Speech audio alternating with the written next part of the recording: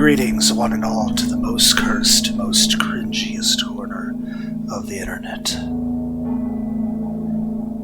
A YouTube channel content creator actively alienating everyone in both the analog and digital world. Welcome and good evening, wonderful dice of all alignments. I am Lunar D8. OBS Chan seems to be working just fine. This is Let's Play Escape the Underground Part 2. Part 1 started off the first 20 minutes of me trying 3 other odd little games off of Steam. I did not enjoy any of them. Then I played this game and I enjoyed it, though the sizing of that screen is going to be a little bit off. Just because I can't adjust screen sizes between games without closing the OBS file. That being said, at least as we can see, it does save my progress. Now that being said, it appears we're not even halfway. So, hopefully there's not bosses in those L pipes or whatever. That being said, last night was my first night back to work since having the bladder surgery. I'll tell you this, my knees, shoulder, and back, especially the tailbone and from the part where my ribs begin to where the tailbone is, my back definitely hates me. That being said, still hurts to pee a bit.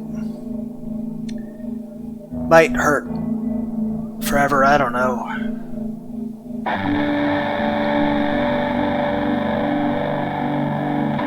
I don't know. I'll let you know if it ever stops hurting. Until then, I will continue to bitch. But that being said, I just used 5 vacation days to have a fucking bladder surgery. Then on lunch, while eating a fucking cosmic brownie, one of my back teeth, one of my molars on my top right-hand side of my mouth, I broke that open. If I look into my mouth with a flashlight, I can see into the tooth, and I can see red stuff. It's not bleeding, but I can look into my tooth and see red fleshy stuff inside of the white area of my tooth. It feels partially loose, but while I could pull it out, it would definitely crumble in my fingers if I were to do so, at which point blood would probably gush out of my mouth, and that would probably lead to an infection. As is, I'm probably going to brush extra and use Listerine a lot extra. And I'm sure the high alcohol content of the Listerine directly into the exposed nerve of my tooth is going to feel lovely. That being said, I won't have time to get that fixed for a while. Not really an issue of money so much, because I have dental insurance, I think.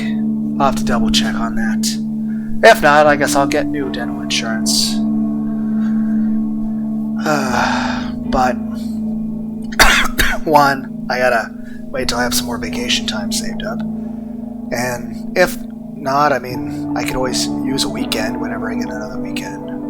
But one, as always, at work, they're pushing ridiculous quotas that are, honestly, I feel insane, and I can't, it's just, and here's the thing, they want me to make a shit ton of parts, and they also want me to inspect everything too. But they're constantly rush, beep, and everything's going off, and it's just like, even if it weren't for the fact that I'm still exhausted from the surgery, and that I broke my fucking tooth open, I mean, honestly, the way these lines are, granted, yeah, I work for Granted, it's the running joke, I work for Skynet, because I'm not going to say what I actually build at my factory.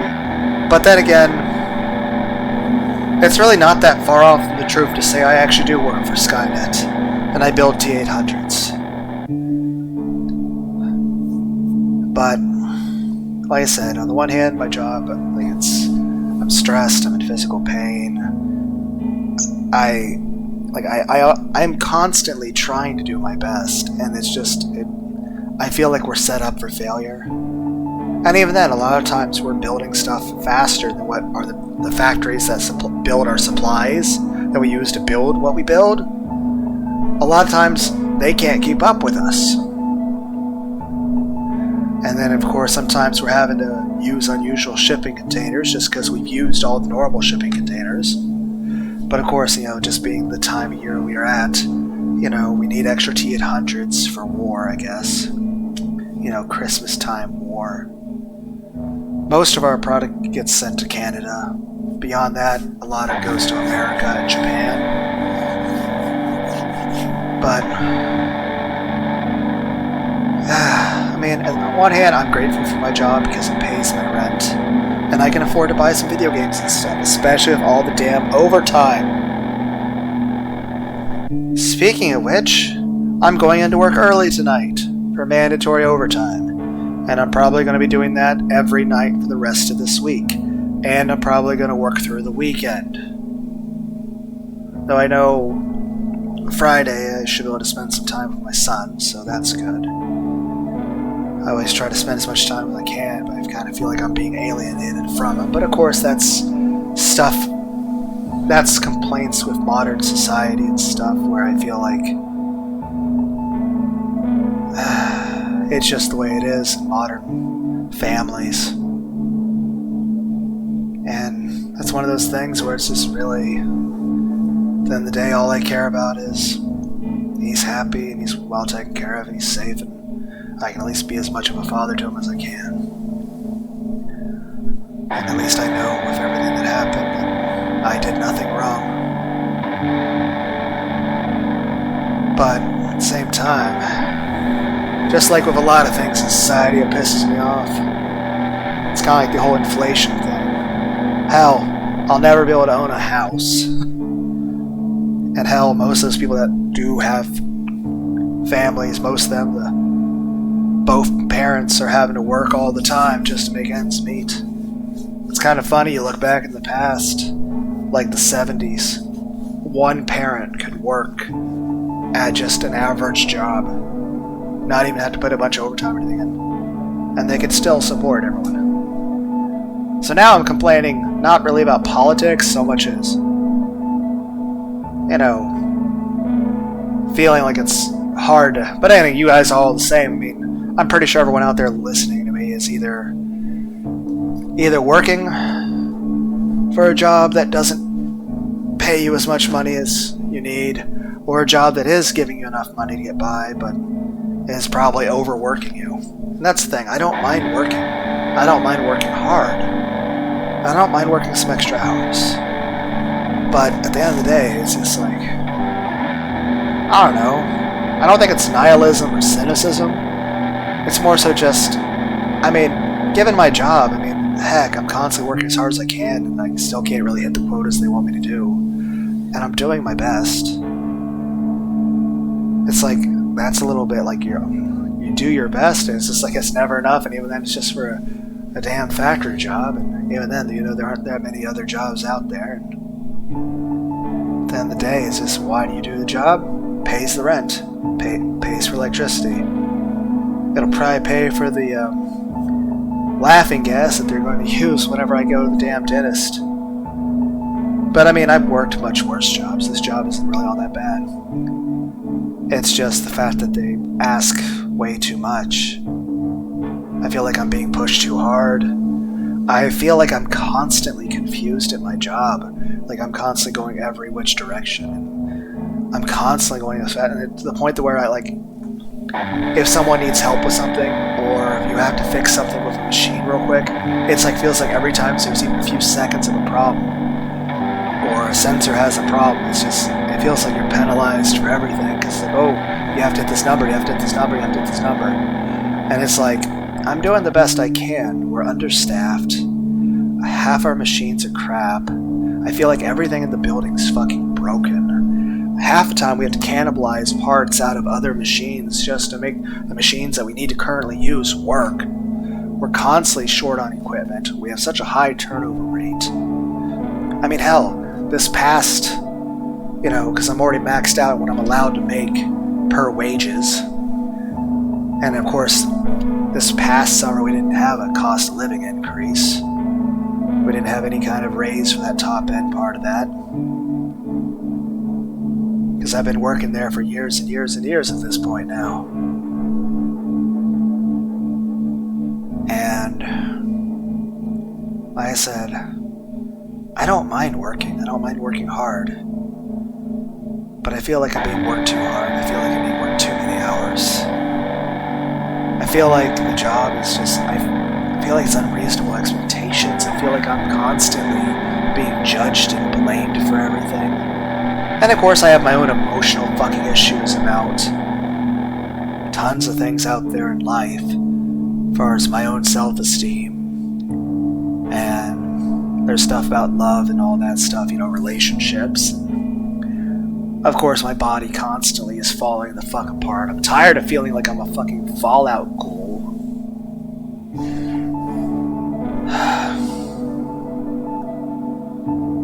And I mean, I'm at least doing my best. But I'm constantly stressed out. I constantly think of just walking out. But again, like I said, it's not like I'd find a better... And keep in mind, at some point I'll just have to get a different job. Heck, I feel like at some point they're just going to walk up to me and fire me. And if that happens, you know, like the Fozzie guy does like the 2 thumbs up, like, yeah! You know, I'll just do that. I'm like, yeah, cool! Sounds great. Because at that point, like, what do I fucking care? They're like, okay, you guys want to fire me? Cool. Sounds cool. Later. I don't know if you guys saw, I did like the fucking Sailor Moon peace sign thing. I'm not, like I said, I'm not the kind of person who would like want to... Granted, I constantly feel pissed off there. But it's not like I'd hurt anybody or fucking yell at them. I'd just be like, peace signs and thumbs up, like, yeah, sounds good. Later. Bye. And walk out. And like I said, at that point I'm like, oh, how am I going to pay rent? Oh, dear God, fuck. I don't know. And of course that's concerns. As well as I have other bills, and heck, I have things that I had to pay toward the government from time to time. You know how it is, guys. But it's just... I don't know. It's just an overwhelming feeling like the best you're able to do is just keep enduring going through a job that's causing you physical and emotional pain. And it's like, okay, I'll never be able to own where I own a place to live. I'll never really be able to make anything successful in life. It's not like, oh, I'll be like, ooh, yeah, I'm some rich business person. Granted, you know, let's be honest, if I was rich, what would I do? 1, not work in a factory. 2, spend a lot more time just playing guitar and going to the gym and stuff. Heck, there's a lot of times I'll skip going to the gym just so I can do my job. I'm still pissed I broke open one of my fucking teeth. Like I said, one my back tooth on my right hand upper side, a molar. The fucking tooth broke open from a fucking cosmic brownie. I was eating a brownie, and one of those little candies that's on the cosmic brownie fucking broke my tooth open. And you're like, oh, why is your tooth so fucking fragile? Simple. I've worked at other jobs many jobs are much worse. I've worked for restaurants, I've been in management, I've been in retail, I've been in construction, I've babysat, I've chopped wood, I've done outdoors stuff. I've done a myriad of different stuff. Even did a little bit of stuff with the blacktop ceiling, but never really got too much into it just because most of the time I was getting to that was like 2008. And around that time the economy took a little bit of a dip there. And that's another thing, I look at everything outside, I'm like, as is, I'm like, financially I'm worried about the future. And I'm like, are we about to like go on full on Venezuela? Like, are we about to have like a complete economic collapse? To where like, yes, in the 1930s there was the Great Depression, and in the 2030s it was the Greater Depression. Which hopefully not. I mean, we at least have enough technology that there should be no reason why it should get that bad for everyone. But at the same time, like, it's just that one of those things you're worried about, like, especially with all the stuff out going on the news. Like, I mean, every time you turn on the news, whether it's fucking mainstream media or even just stuff on YouTube, or Twitter. It's just constant. Just, this many people died here. Here's a natural disaster. Like, one of these days I'm just expecting to, like, oh, a hydrogen bomb went off so-and-so place. It's just, it gets overwhelming. It's just, it feels like it never ends. And it feels like it's just constantly shit happening. And of course, I look at my own personal life and I just don't feel very optimistic. I mean, don't get me wrong. I'm grateful and happy to be alive. It's just, I'm exhausted all the time. Things hurt. And I'm worried about things in the future, but at the same time, things can't be that bad. Thanks to all the damn overtime I work, I at least have plenty of money to pay rent. I can buy plenty of video games to play in these videos on this channel. But, I don't know, you guys probably feel the same I do, right? I mean, I'm sure every one of you out there feels kind of pissed about some job you're working, about not having enough money, or being worried that, like, okay, you hate your job, but, you don't quit your job because you're like, well, what are you gonna do? Like what's gonna happen? And especially as many out there have other people depending on you, to where it's not just you. I mean, you might have your spouse, your children, heck, your parents might be depending on you. You might have siblings or friends living with you that, I don't know. Like, all I know is all of you out there probably can relate to at least some of the shit I'm talking about. And like I said, relationships, I mean, I've been alone for years at this point, and even then, despite how horny and lonely I am, I'm the kind of person I don't really want to be with someone unless I have an emotional connection with them. Just because that stuff is kind of special to me. That being said, I'll still be as flirty and sexual having conversations with people, whether it's online or, at a bar or something. But I don't want to stick my dick in anything. I sure as hell don't want to catch any sort of damn disease. But that being said, it's a moot point. It's more so just, at that point, it's sort of, if anything, cope.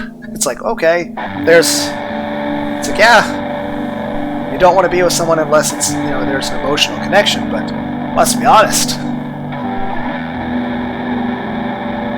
I've not exactly had much luck in asking people out or being sociable. Granted, I have tried, and well, honestly, most of those attempts just result in just feeling a little bit more depressed. It's like, oh, I failed. But hey, I'll tell you this. Coming from somebody who is a bit depressed about the stuff, I will say this. I still strongly suggest still trying. If you see someone that's cute, that you like, talk to them, ask them out. Still try. I mean, granted, I've not had much luck with that, but even as somebody who has been a non-stop failure in almost everything in his life, and especially when it comes to that, I still strongly suggest keep trying. I've just not really had much opportunity, it seems. Plus, it's just lately I don't know, seem to care less about that stuff. I don't know. Maybe I've just been a little burnt out on just all the work. Because like I said, I mean, even though I had a week off, I'm exhausted already. Granted, it wasn't exactly like I was spending the last week going to fucking water parks and eating buffalo wings. I had fucking bladder surgery. That was painful, and, well, I went into detail in a fucking community post. Heck, I'll probably make a community post about the damn tooth getting broken. Just because I feel like it's nice to be able to talk to somebody. Even if no one ever actually sees the damn post, it at least gives me the illusion that, I'm talking to somebody about, just things that are on my mind. And like I said, while I would like to say it's a Let's Play channel that focuses on comedy, it's really just a channel where I do whatever the hell I want. I talk about things. It's a place where I can talk without a filter. I can just vent about whatever. I can talk about... So sometimes it's like a freestyle blog. Hell, sometimes it's karaoke. Sometimes I read books. Hell, I've even tried reading creepypastas. Though a lot of times I try to do like unrehearsed stuff, where I would just like read a creepypasta, and a lot of times you know, I wouldn't even know what the story's about going into it.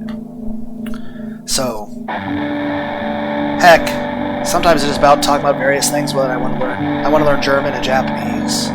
Or, heck, there's a thing called Touchgrass, where I think it'd be cool to have a playlist, and of course I want other people to suggest things for this too. Heck, other people can, like, record things and I'll, like, link or something, I don't know.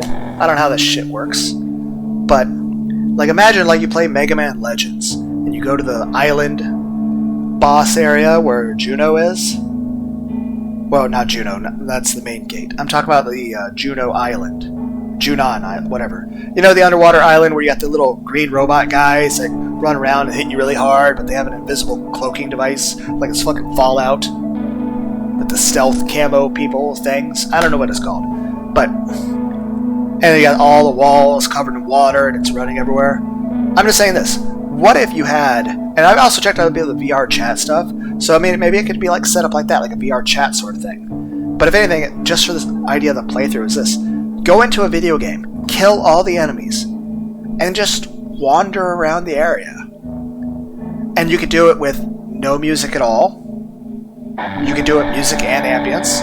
You could do it just the music, or you could do it just the ambient noises that are around. And you could have the sound, like, say, the Junon Island. You could have the sound of Mega Man running around, or you could, like, make his feet be on mute, to where all you hear is the music. Or all you hear is just the sound of the water trickling down and the ambient noises there. And you could just sit still from time to time, just sort of look at the walls, look at the scenery, and just sort of move around sometimes. I know sometimes in those videos where people like make TikToks or something, they have like a game or something in the background. Heck, I know a lot of those read Reddit things where it's like government conspiracies or scary science facts and stuff. They have like usually like some sort of FPS game playing in the background, or some sort of parkour game, which is kind of cool just to watch. But I'll tell you this, I enjoy playing parkour games, but yeah, my knees, everything, like I don't, like most of the stuff in parkour is this.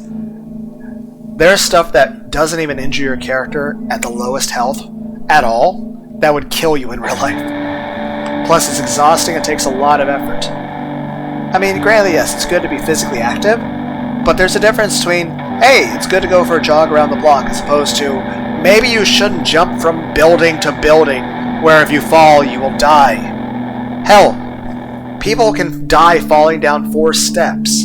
I mean, granted, yes, there are people that can fall down an entire damn staircase and still live. But then there's also, you can fall down 4 steps and easily die.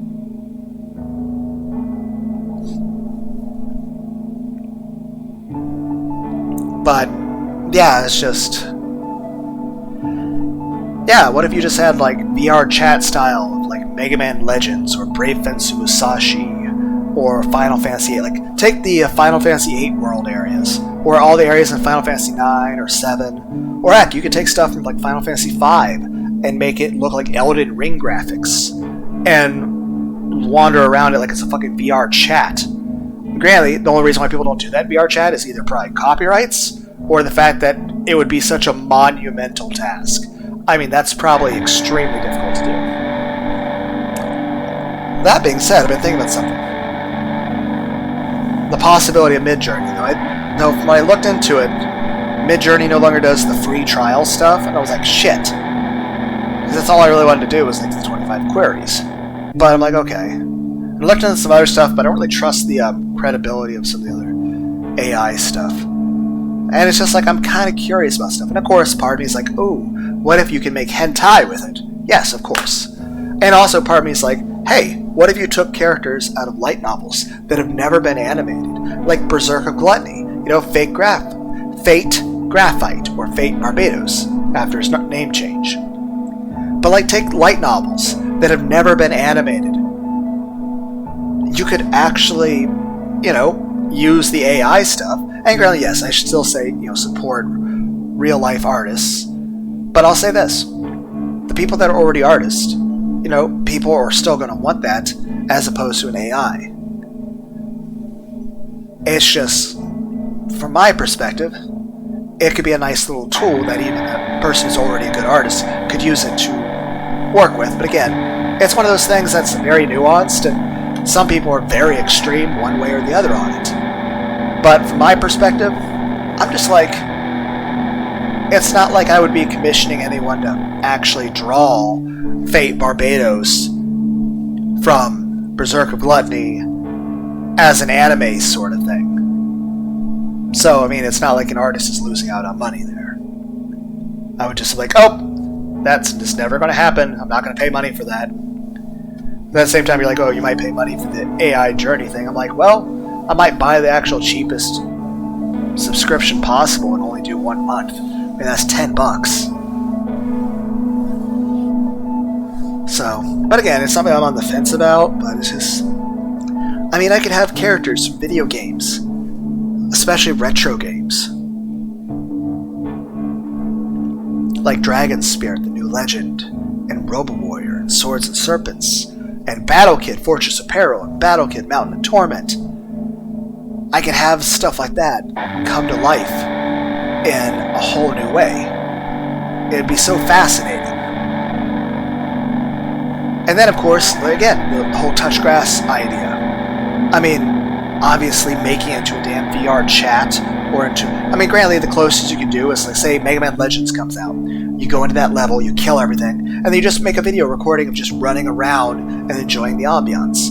And heck, that's something I do suggest to everyone out there. Like, hey, pick a game that you like, that you enjoy the atmosphere of the music or something, and just sort of roam around it. Heck, I have plenty of games that I might even do that sort of thing with as well. But it's just, I don't know. Whenever I find time, I guess, like I said, I'm going to be going to work early tonight, overtime. I'm going to be pulling overtime every night the rest of the week. I'm probably going to be working at least one of the 2 days of the weekend. I assume they'll still give me 1 day of the weekend. Maybe. I hope. Or maybe our customers will cut demand a bit. Seriously, how are they keeping up with this? I feel like the numbers they're asking for are unreasonable. I'm doing my best. I'm going as fast as I can. I feel like I'm killing myself.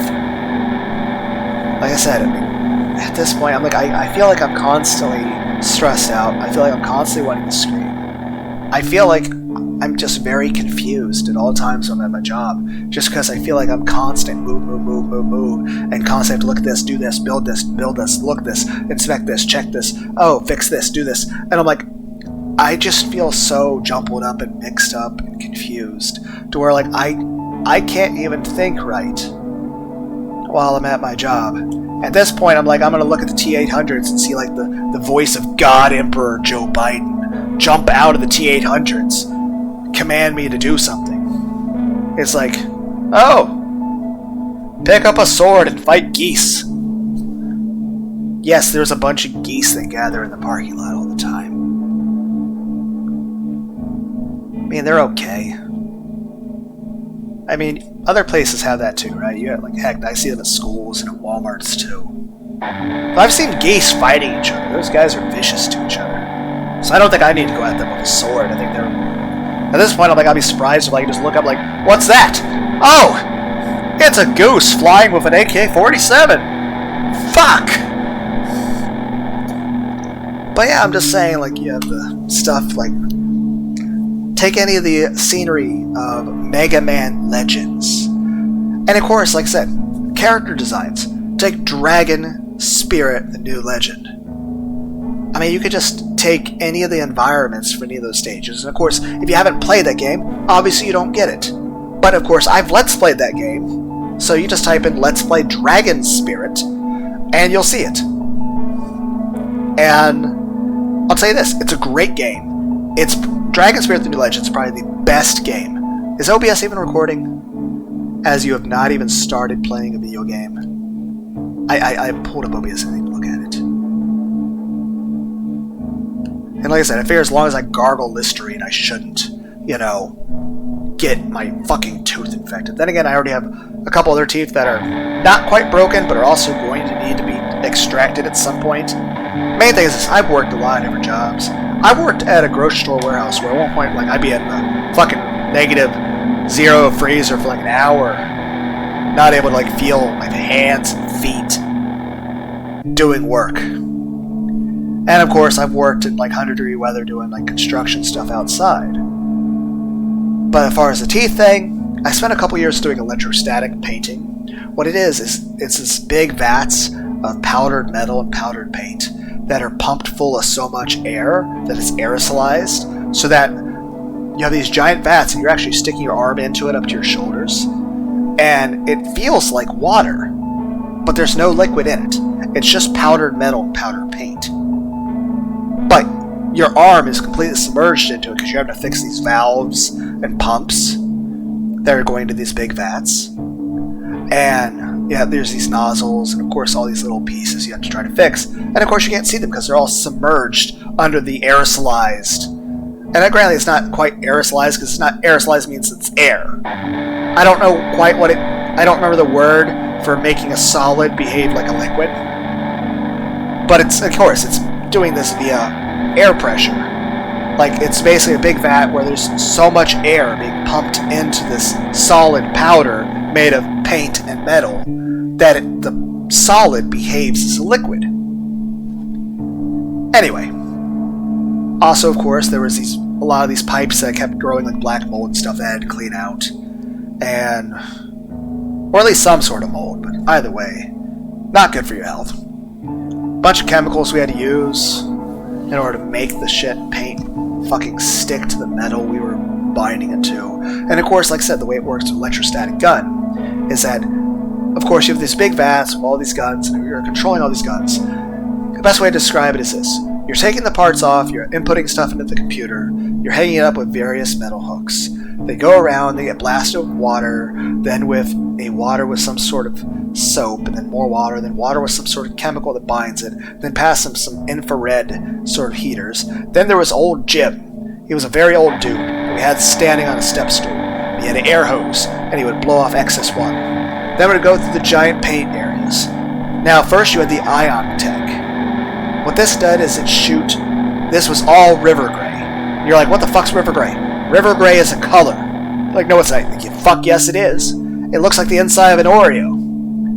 Yes, river gray looks like the inside of the Oreo. So the color of the white cream inside an Oreo, where it's not quite fully white, but it's also creamy white, that's what color river gray is.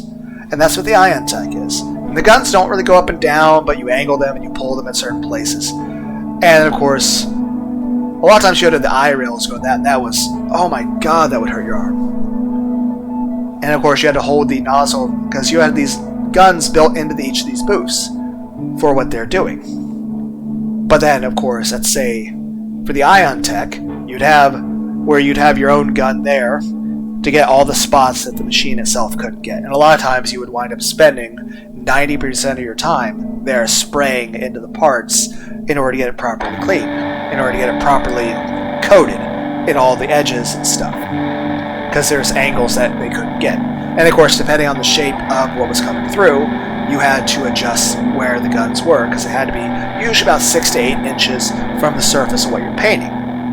And of course, what this works is, it's an aerosolized, it's a gun that is, think of it like a squirt gun, but it's shooting a ton of pressurized air filled with this powdered metal and powdered paint, but it's also putting into it an electrical charge. So it's a bunch of electrically charged air being pushed through powdered metal and powdered paint at high pressure through the nozzle of basically a fucking squirt gun. Just a high-tech squirt gun, pretty much. It's called electrostatic painting. And you're like, 90% of the time we just spend doing that painting, and the other 10% would be adjusting the guns, refilling the vats, fixing the nozzles, fixing things with the hooks. Basically you were constantly moving. And then, of course, there was about 6 feet between the ion tech and the gamma booth. The gamma booth is what, honestly, 80% minimum of everything got painted.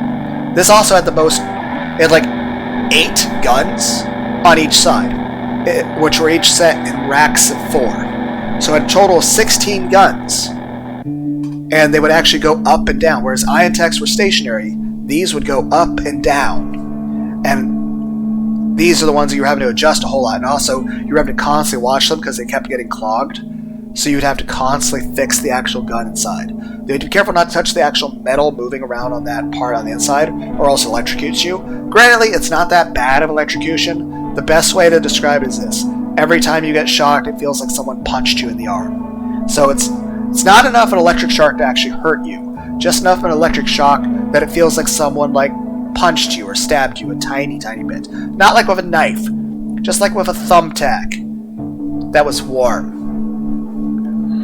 Anyway, and of course you'd have parts in there as you had these big thumpers, which you're like, what's a thumper? Well, basically there was these giant air filters that were there was multiple of them. Each of them was about the same size as me as a person. And I'm not short. I feel like a fucking midget. But I'm like 5'11", okay? Sometimes 5'10", depending on how recently I've seen a chiropractor.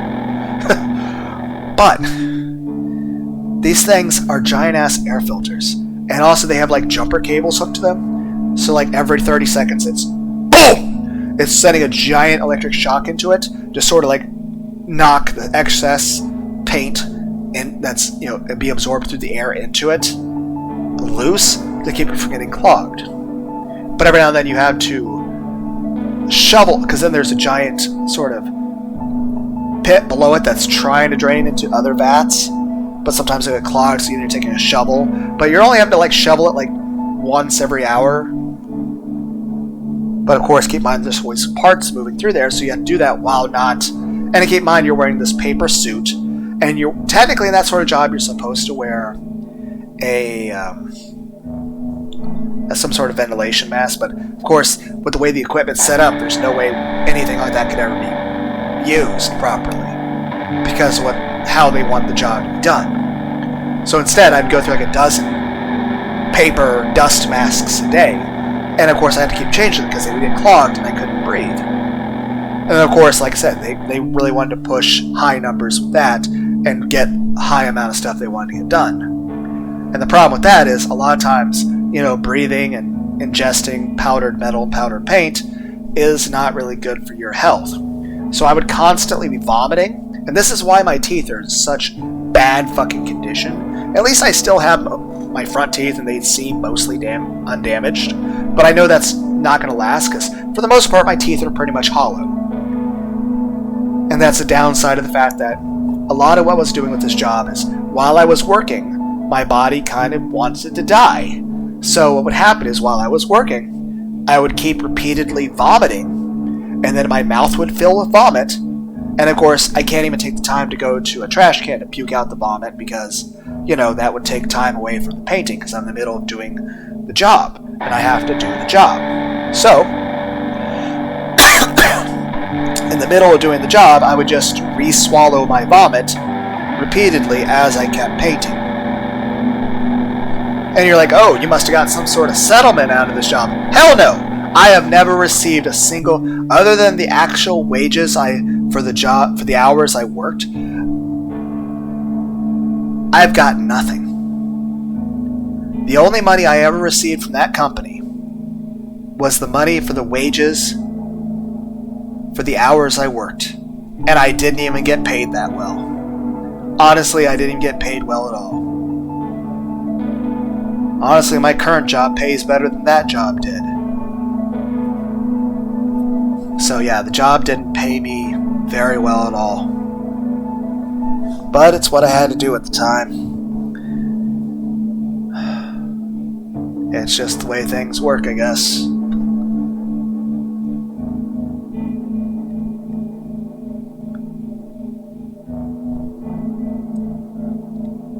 But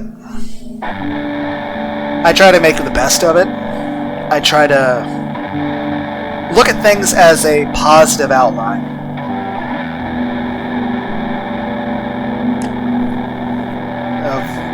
But yeah, didn't get paid well, and like I said, it's not like I ever got a settlement or any sort of money from that place, and never will. So, for any sort of health issues I have from that place, I'm never going to get a single cent or even money to help with any sort of things in terms of medical insurance or anything. Hell, 6 months after I left that place, they went bankrupt and had to sell to different management. So technically the company that I'd even have issue with doesn't even exist anymore. The building's still there, and it still, does factory work, and it still does lots of things. Though I haven't seen the inside, because that was years and years and years ago. But, like I said, 6 months after I left,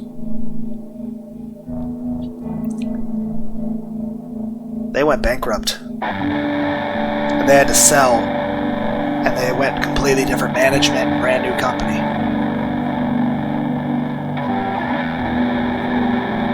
But, yeah, I'd be working and I'd be vomiting in my mouth all the time. And I'd have to re-swallow that vomit while I work. So, of course, a lot of my teeth got holes in them. So it's only a matter of time before I eventually just break open all my teeth. And heck, one day I'll probably need just dentures. Then again, I'll probably just die before that. But hey, I'm doing my best to stay alive. I mean, heck, I endured a fucking shitty-ass surgery. And again, it could have been much worse. It could have been that surgery that would take 6 to 8 weeks of recovery. And it would have required 2 weeks of having a catheter. But honestly, after having the surgery where I could recover in a week and have the catheter in me for 2 days, for 48 hours, I don't think I could ever do the other one, because that's too much. I mean, as it was, like I said, that 24 hours, basically 20 hours into it, I was in the emergency room because of all the blood in both the urine bag and coming out of my dick all over the catheter. And I was like, basically, of course, my mom drove me to the emergency room, but because she spent 3 nights here, 3 days and 3 nights here to help me out, which I really needed because I was in a very weakened state and I was in a lot of pain. And I really couldn't do anything, but she could at least, because I was emptying my catheter bag into a bucket. Every now and then she could at least dump the bucket for me. I mean, at least I was still walking around and trying to... I was even go up a damn flight of stairs to get to my bedroom. But I basically didn't really go back down hardly at all, except to go to the emergency room. For the most part, I just basically... Heck, on that second day of the 48 hours of the catheter, I basically just sort of... I was just miserable. I was completely miserable. And like I said, it still hurts to pee. Hopefully that stops hurting. And of course, I'm still exhausted from that. Of course, work is constantly pushing me. And I have to go and work early for overtime, work overtime every day the rest of the week. And I'll at least have to work one of the 2 days of the weekend, if not both. And of course, but they should at least give me that second day. They usually avoid that second day. It's just we've had a lot of demand. So they've been working a shit ton of overtime, and it's too much. I'm constantly stressed out. And of course, I have my own psychological problems that are not related to work, that, while put under the stress of my job, I feel like it's getting harder and harder to hide the myriad of psychological problems I already have. But everyone has psychological problems. Oh, what's this? You've been abused and beaten and had people treat you like shit in hundreds of circumstances, if not thousands. Turns out that stuff leaves a bit of a longer lasting issue that I'm trying to work on. I think I'm making improvements to, like I said, all in all, I'm grateful for everything in life. And heck, there's great anime, I have family, I have friends. Granted, I haven't seen my friends in forever. They're usually busy. But heck, I've been considering the idea of getting a ps5. Maybe I will. Who knows? That'd be cool, right? But I don't know. It's just...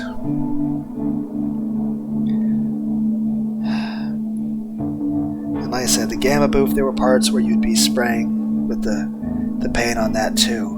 But most of what you would do there is in the trash booth, which was about 6 feet past the gamma booth. And what that is you'd have a box full of the paint, you'd have a giant pump plugged into it. And it was a pain to clean, and you had to rush to it because you had to beat the next color change and all that. But that's where you did most of your touch-ups for the standard gray. Though, of course, if you saw another shaped part that was not going to fit right with the guns down, you had to actually jump out of the trash room, run down, and fix all the guns and make them at the right angles and the right distances. And sometimes you would also have to adjust how much electricity was being pumped into each gun. And you, of course, had to break up new boxes of paint and dump them into the vats, and keep it a certain... You couldn't overfill it, but you couldn't underfill it, and you had to constantly watch everything. And you had to be careful not to contaminate things. You had to constantly keep going back and forward. And of course, the trash booth was where you did all the other colors as well. And of course, we had a giant fucking oil drum to the side that we would empty out all the excess mixes of all the different colors. And of course, most other colors, like there was yellow, safety, like there was like what? Safety red, safety orange, yellow, federal blue, satin black, and all sorts of stuff like that. And of course, then it would go up, because it was like a second story sort of furnace, gas furnace, where it would cure all the paint, and that would come back down, get set, and it would get organized and put in different tubs and put it. And of course, there was other stuff like there were sometimes we had these giant rails that would be like 3,000 pounds of steel, and the only place I ever drove a forklift, and it was just like there were so many things OSHA I was being made to do that OSHA would have. Like, I was having to drive like 3,000 pounds of steel that was like 12 feet long, with it 20 feet in the air, having to make turns with it because they were so short on storage space. They blocked all the aisleways, so I had to lift the fucking 3,000 pounds of 12-foot long steel above everything and make turns with it in the air. And it's just like, honestly, everything was constantly shit. I hated that job a lot more. Then again, at the end of the day, I had to quit that job because I was just sick all the time. I was vomiting every day and re-swallowing my vomit. That takes a toll on you. And eventually, I had to make the decision. I can't keep going. At least my current job's nowhere near that bad. But I constantly feel like I just want to walk out. But then I'm like, well, if I walk out, what am I going to do next? How will I pay the rent? How will I pay the other bills that I have in life, whether the utility, car, heck, I need to replace my current car. Something's wrong with the transmission. Anytime I try to drive over 50 miles an hour, it starts to go up to 3,000 RPMs. And of course, when I go up to 70, then it starts to rattle the car a bit. So, I gotta fix that at some point, but not even sure how I'd go about doing that.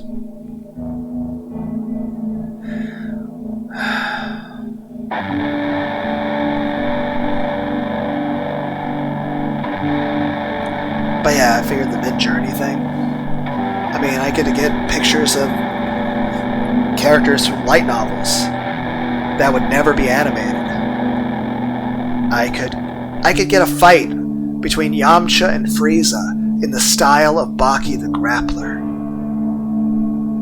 I still think it'd be cool, like, Frieza's about to, like, kill Chi-Chi, and the only person available to try to defend Chi-Chi is Yamcha. And Yamcha even uses the Kaioken for the first time we ever see it. And he does his best. And he managed, like, maybe, like, let's say break a fucking tooth in Frieza's mouth. Because I kind of know the fucking feeling. But let's say he managed to break one of Frieza's teeth. Frieza's pissed. And you see like and then you see like in the style of the Baki the Grappler. Frieza just beating the shit out of Yamcha. And Yamcha actually gives like one hell of a endurance fight that even Vegeta would have given him a fucking well done, man.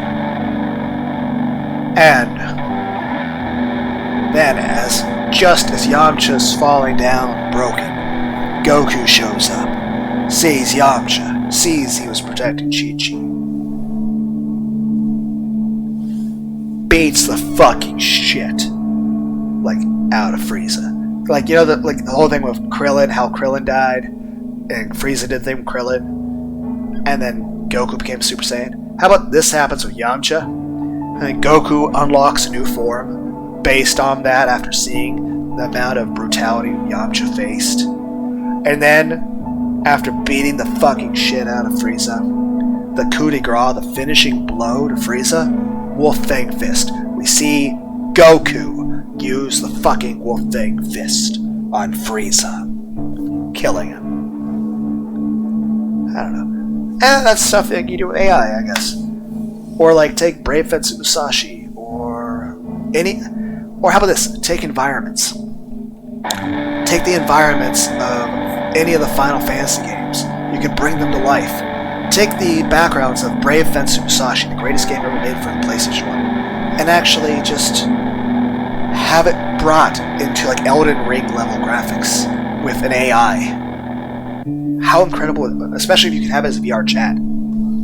Here's the thing. I would definitely suggest to anyone out there, play Brave Fencer Musashi, or watch a Let's Play of it.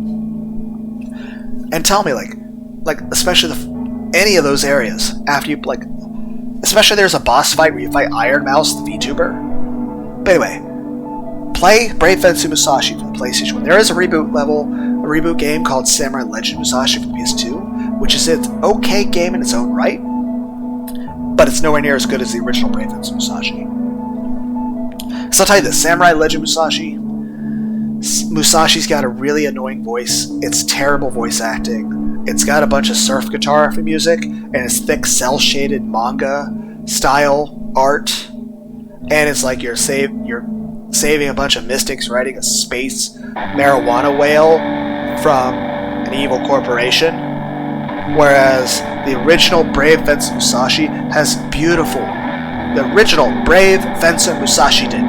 The original Brave Fencer Musashi for the original PlayStation. And again, you can tell there's stuff in the game to where there's all sorts of closed ends and open ends, to where there's stuff that you could tell they wanted to put in, but they didn't have room because of limitations of the PlayStation. Same with the original Crash Bandicoot. When they made that, they thought that they were going to light PlayStations on fire. But you could tell there was so much they wanted to include into the original Brave Fencer Musashi that they couldn't, just because of limitations of storage of memory and what actually it could do. But I'll say this, it's a great game. And some of the stuff you don't get to see till a second or third playthrough. And some of the stuff are nuanced stuff where you have to talk to the villagers and stuff to see. But even then, it's a great game. The original Brave Fencer Musashi even came with a Final Fantasy VIII demo disc. But the original Brave Fencer Musashi, it was an amazing game. The original Brave Fencer Musashi was the best game ever made for the original PlayStation. It came out in 1997. And it has great voice acting, done by professional voice actors. I'm pretty sure there's people from Dot Hack Sign actually voicing people in the game. It's professional voice acting. It's amazing. And it's beautiful orchestral music, and it's beautiful brushstroke artwork, paintings. And you can see that style in both the cinematics as well as the still photography, and even just the backgrounds and the combat. Everything, yes, it's polygons, it's a PlayStation, but it is beautiful. It is amazing. I strongly suggest playing the original Brave Fencer Musashi for the original PlayStation. And of course, there's plenty of other games I can suggest as well, but I'm trying not to get too distracted. But I'm saying this, what if you could take the environments of that and render it in Elden Ring level graphics with AI? Or have it in a VR chat area for people to hang out with. I mean, I understand that would be a monumental task, but still, that'd be incredible. And then, what else is there? Well, what about, like, say, Dragon Spirit? For the new Dragon Spirit, the new legend for the NES, came out in 1987 by Bandai Namco. Or Robo Warrior by the Gillette Co. company, the Japanese leisure company, also in 1987 for the NES. Robo Warrior is actually the second best NES game ever made for the NES. And of course, there's honorable mentions for Cyback, who made Battle Kid 1 and 2, The Fortress of Peril Mountain of Torment, a game inspired by I Wanna Be the Guy. He released them on actual NES cartridges back in 2010 and 2012, respectively. And I'll tell you this, absolutely amazing games. Now, granted, I've never actually played them. I've watched Let's Plays of them when they first came out, which was honestly over a decade ago, even for the second one. But I'll say this, Cyback, are you alive? Dude, why have you not released this shit on Steam?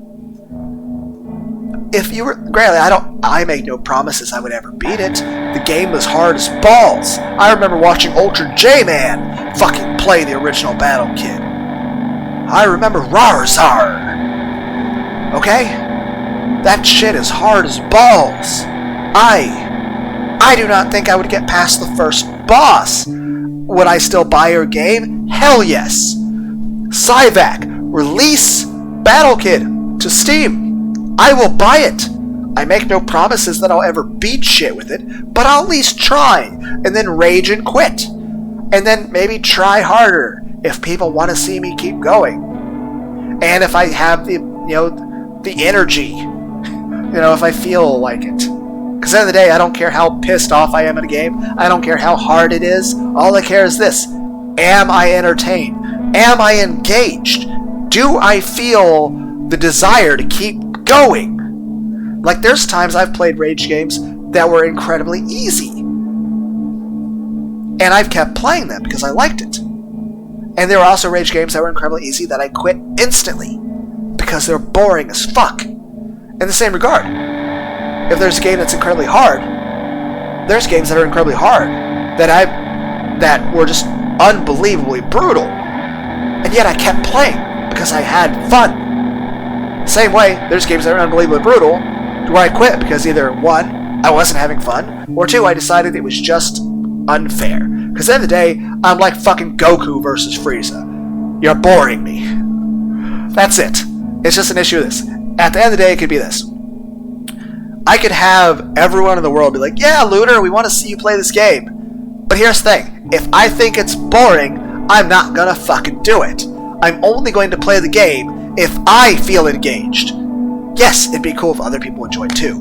But honestly, yes, it does give me a little bit of extra motivation, I guess, if other people are actually enjoying it.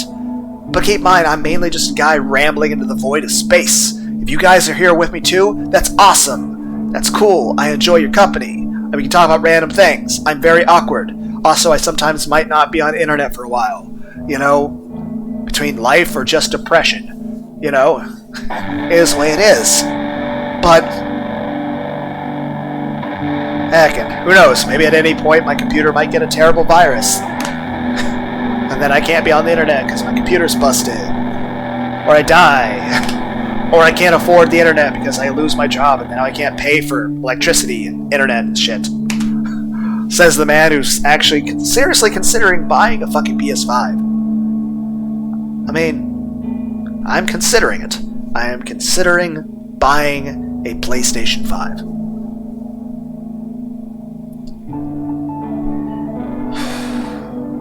So yeah, I am strongly considering getting a PlayStation 5.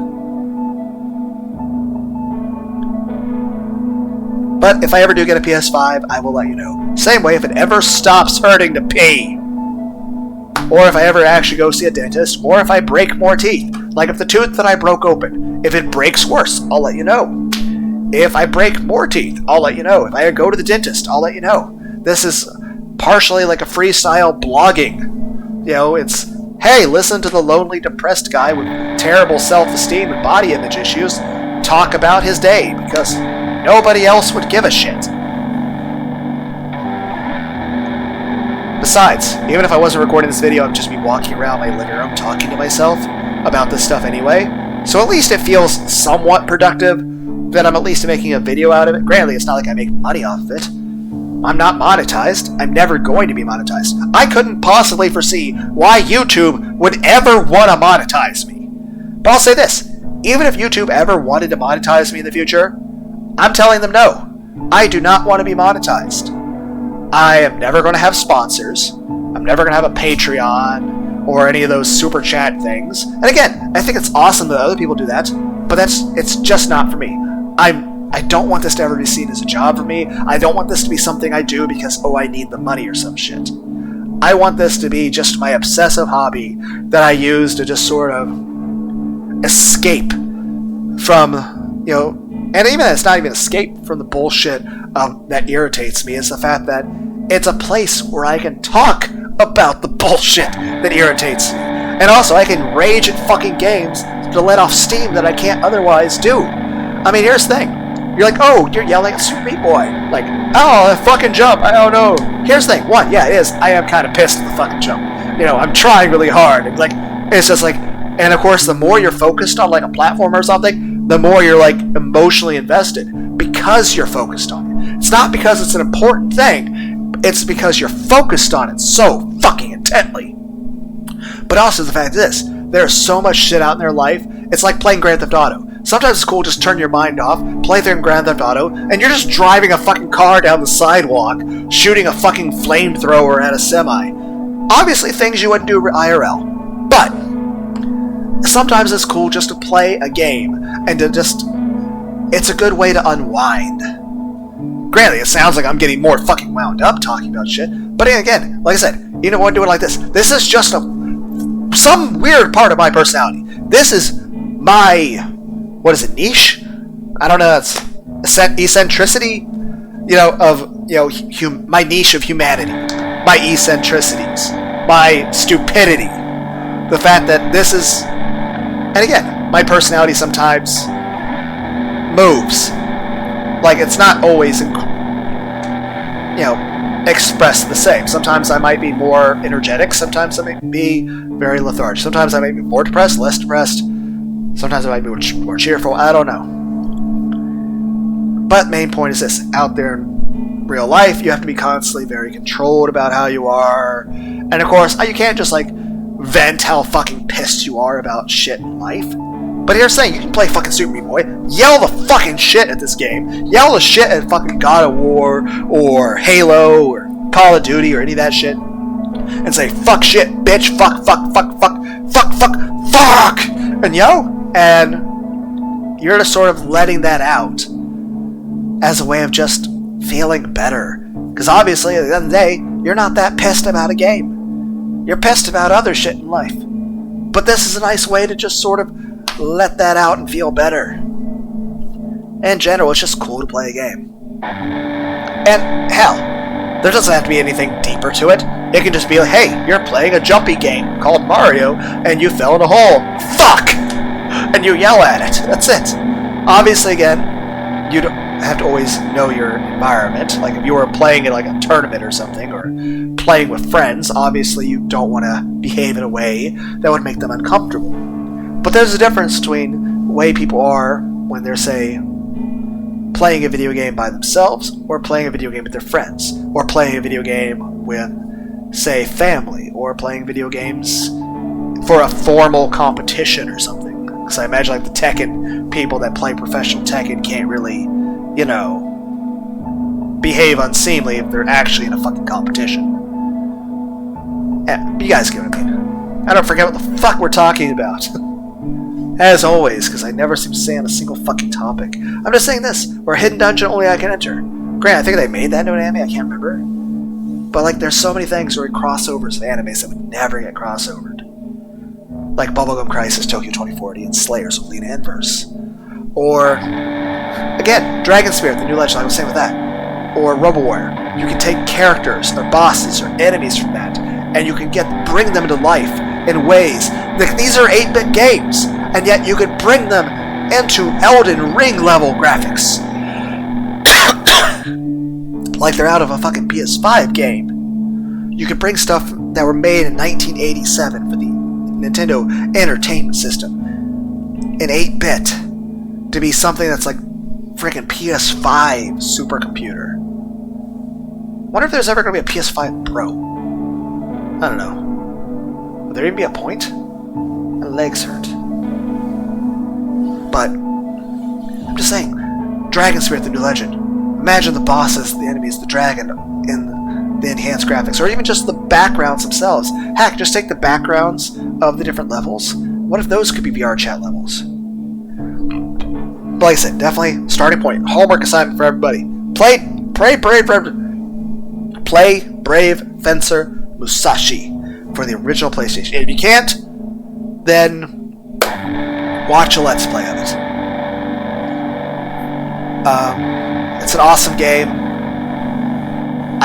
I can't say you're absolutely going to enjoy it, but I sincerely hope you enjoy it. I know another thing I'd want to do with the AI is I'd want to make those fusions, because I constantly say my personality is represented by various fusions. Hell, I would say like the only character that I think is an accurate representation of me that isn't a fusion is Mikan.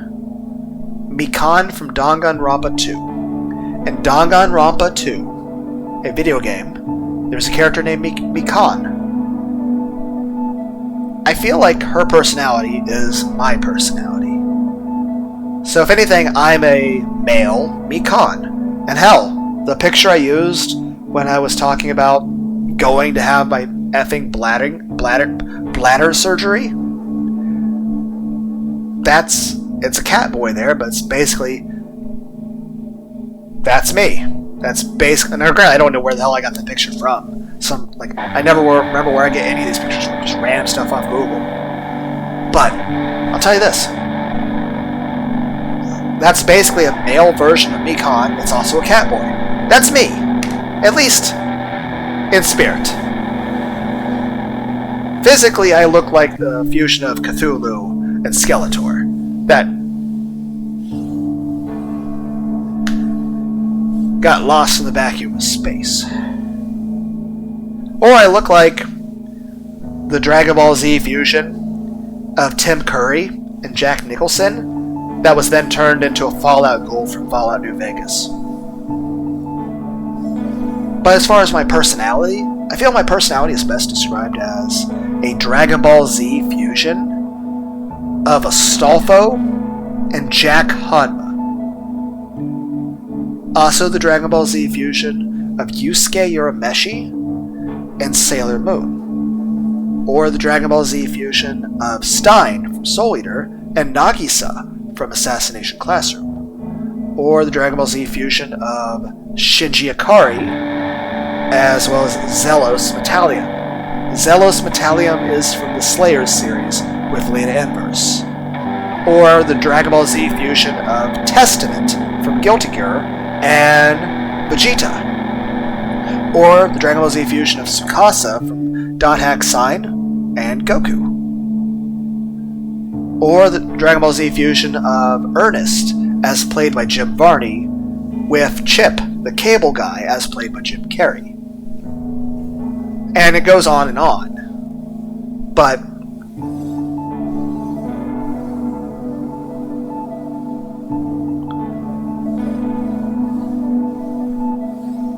heck, I could be the fusion of Steve Urkel and John Kramer. But heck, I would say, aside from the one with Yusuke Urameshi and Sailor Moon, and of course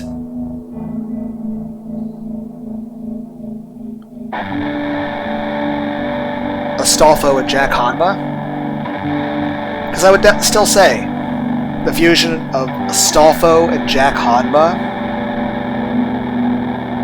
or Yusuke Urameshi and Sailor Moon, are very good representations of me as a personality. I would say, honestly, a more accurate description of my personality in terms of Dragon Ball Z fusions would be Krona Gorgon from the anime Soul Eater, and Vash the Stampede from Trigun. My personality is the Dragon Ball Z fusion of Krona and Vash. But I will say this, if I ever do have an AI program, I'm going to make a Dragon Ball Z fusion of Astolfo and Jack Hanma. And I'm very curious as to what the AI would think, what it would create of any of these fusions. Or of those environments, or those characters, or those video games, or those light novels. But like I said, it's a curiosity of mine. And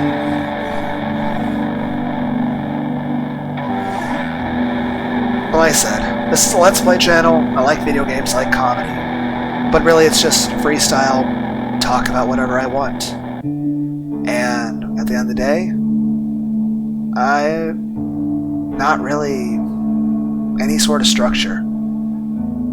You know, I just want to talk. It's just like the idea, like I thought sometimes, like the idea of a script about certain things. And I don't know, maybe if I'm trying to make a really coherent point about something and I really want it to be taken slightly serious, maybe I'll try to write out a script. I know there's a couple times, like my very first video was a live stream, and I wrote out bulletin point lists, because I didn't want to just sit there and just read out of a sheet either. But I figured if I wrote down little bulletin point lists of various points that I was going to talk about, that maybe it might keep me more on topic. It didn't really work, but it was at least, again, I felt nervous doing that video. And honestly, I still feel nervous doing every video. Which again, I don't know why, because it's not like I'm setting any sort of expectation on it. I know I'm fucking cringe. And that's fine. That's just who I am. It's nice to just be able to talk about whatever thoughts or feelings are on my mind. And I imagine there's a lot of other people out there that probably, well, honestly, if you do relate to me, if you do understand my feelings, heck, if you can understand what it's like to basically be on the borderline of being fucked up and everything still being alright. I wonder if anyone gets the reference. Honestly, if you relate to me, you probably need to see a doctor. If you feel the emotions I feel, you probably should see a normal, medical doctor like your family doctor about things, but also psychiatrist, a therapist. Talk to your friends, talk to your family. Talk to your boyfriends, girlfriends, husbands, wives. I don't know who you have, but hopefully you have somebody. But obviously, if you feel the same emotions I do, then you should talk to loved ones. You should see doctors and stuff. That being said, whether you relate to me or not, as long as you're nice to me, I'm glad to have you as a viewer. And I'm glad to have you as somebody I might just annoy from time to time. Heck, it's nothing as funny. I've gotten some of the most pointless world records. World records that have no recognition at all and no reward. Like, I've gone to floor 9,000 plus in the Binding of Isaac Repentance, Infinite Basements. And I've grinded 9,000 plus deaths in a single level of Crash Bandicoot 4. Yes, all for a 9,000 joke from Dragon Ball Z. I mean, there's no reward, there's no recognition, there's nothing. I just wanted to do it. Well, let's hop into this. How long was this? An hour and 15 minutes.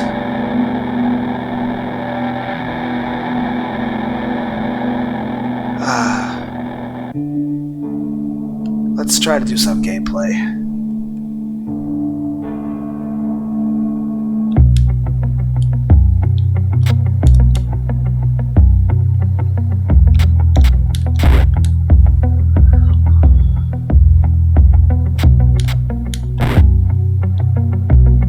Let me angle the screen a little differently so I can see better.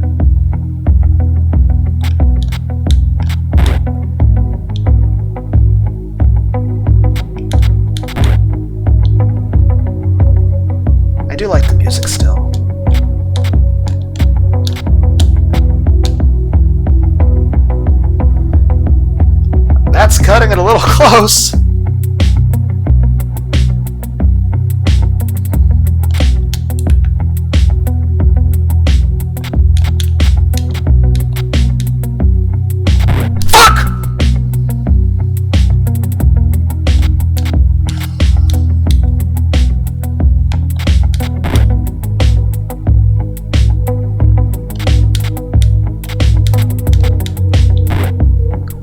I was kind of hoping I could just hide under the saw. It's like, don't see me, saw. Oh, fuck! I jumped too soon.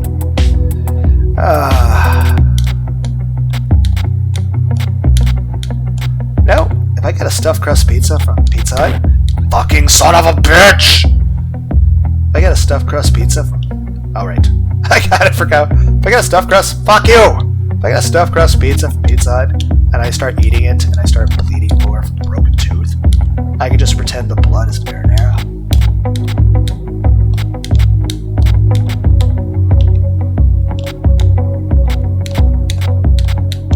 Fucking bitch, fucking.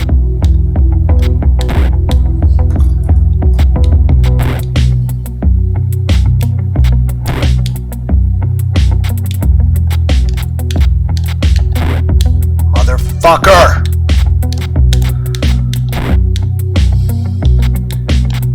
What even is this screen? Fucking bullshit. Ah!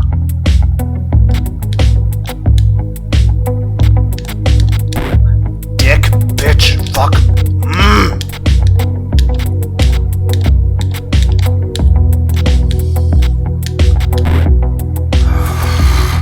No, just kill me. But yeah, like I said, Battle Kit ever comes out, I will buy it. Heck, as long as it's not too expensive.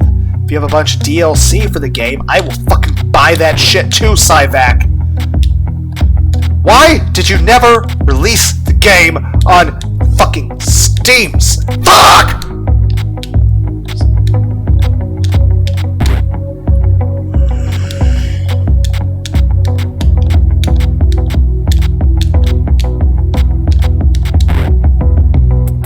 Trying to make...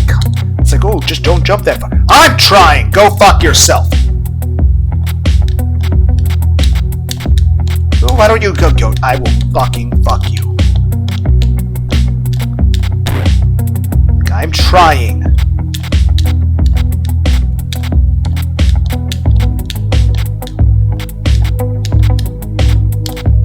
Yes! The fuck is that up? Oh, dear fucks.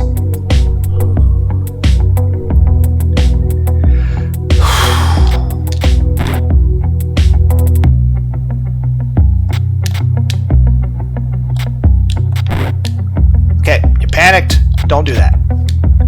Panicking bad.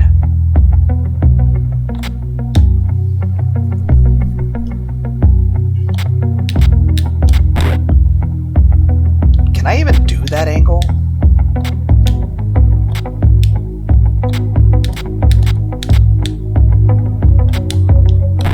Fuck. This is a fun game. And that's one thing. Like, it is frustrating, but I do enjoy the game. I'm still wearing my fucking clothes from work.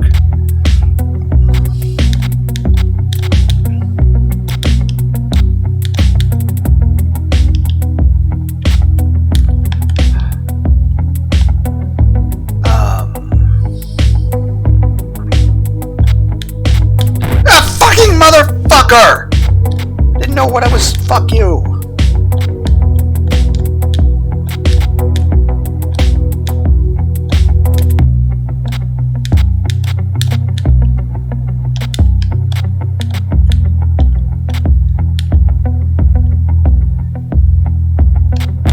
Dicks! I'm just trying to. I know I could do this to look, but I was like, I can time this right to not just fuck you.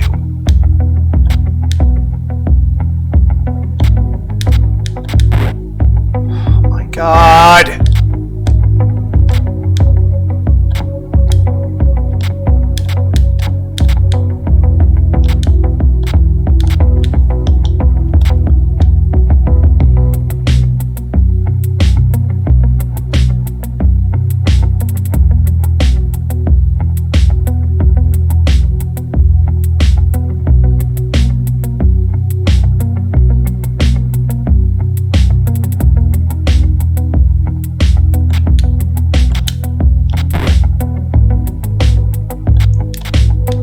that's the correct approach. Dicks.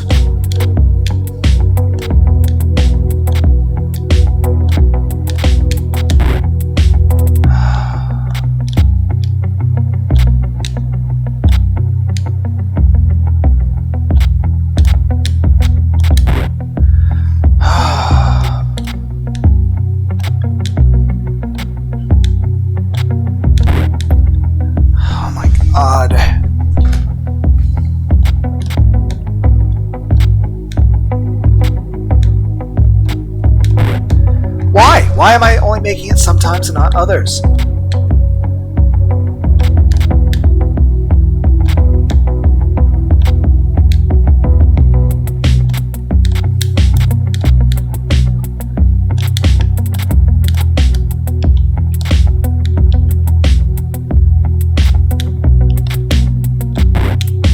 Okay, maybe that's not doable. It hurts my back. Hold on, I'm taking my shoes off. Oh. Fuck.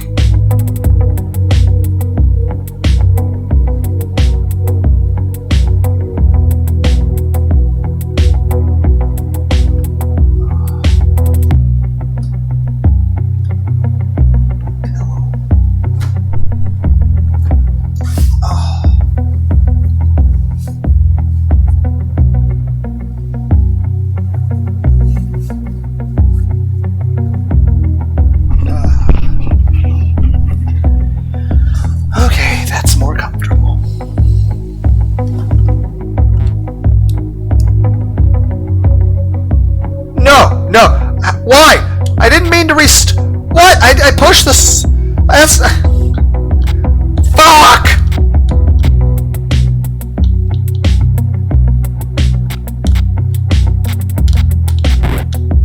What? Why? I didn't want to restart!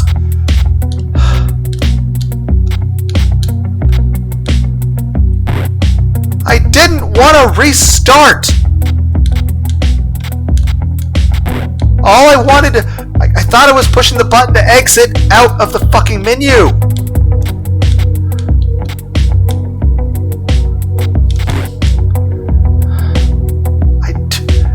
I've already done this! Twice! Like I did this starting segment in the last video.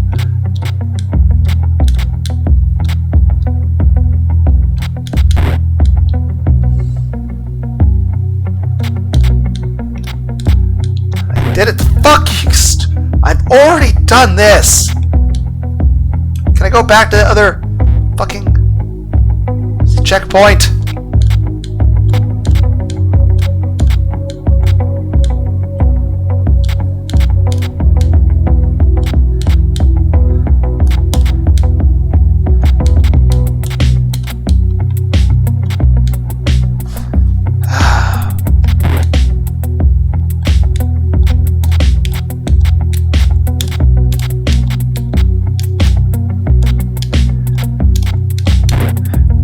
Hell!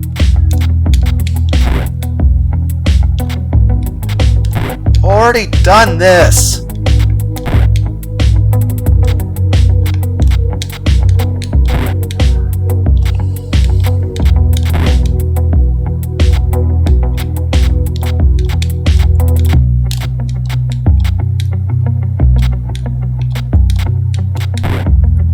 Fuck. I've already done this.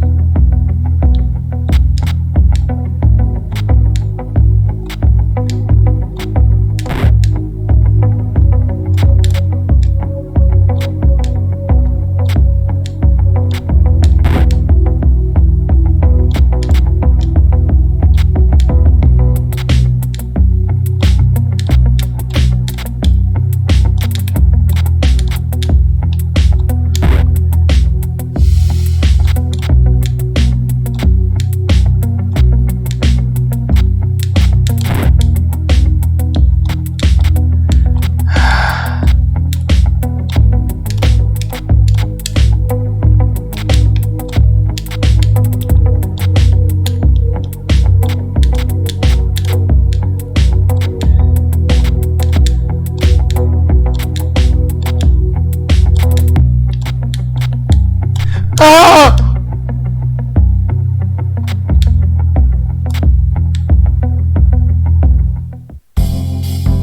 Ah! What the fuck is this in the Mario Brothers 3 fucking dildo bullshit is this? Yes, I remember all the fucking castles in fucking Super Mario Brothers 3 and Super Mario World. Also, Nintendo, why is Super Mario 1, even 2, both Doki Doki 1 and the Lost Levels, and Super Mario 3, and Super Mario World, why are they not on Steam? I'll say this. I definitely enjoyed playing Crash Bandicoot, Spyro the Dragon, Robo Warrior Dragon Spirit, and Super Mario Bros. 3, and the original Super Mario Bros. We did not have an SNES, but the normal NES, had... I enjoyed playing original Super Mario Bros. And Super Mario Bros. 3 with my mom.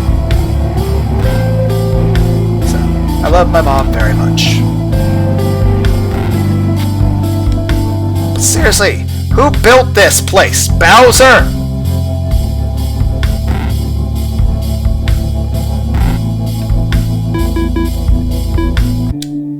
Yay!